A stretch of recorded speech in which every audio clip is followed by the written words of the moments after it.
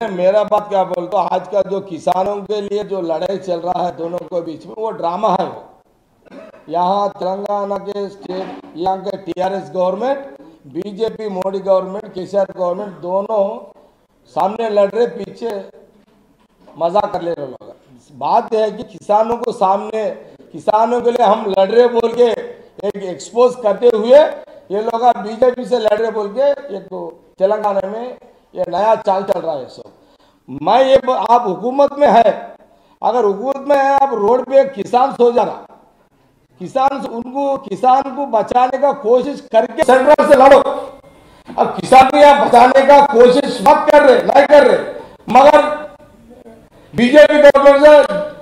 हम लड़ रहे बोल के दिखा रहे, ये दिखावट है खाली। अगर आप पहले किसान को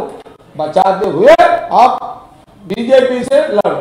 बीजेपी गवर्नमेंट से लड़ो, वो काम छोड़, ये लोग को रोड पे छोड़ दिए, वो लोग जाके दिल्ली में सो गए।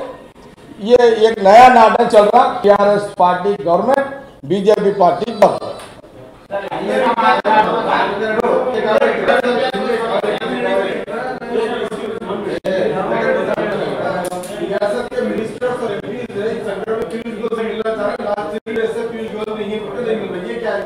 मैं क्या बोल रहा हूँ, देखो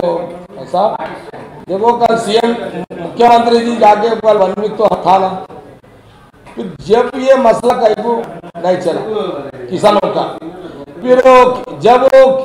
मुख्यमंत्री जाके दिल्ली में बैठे काम नहीं हुआ,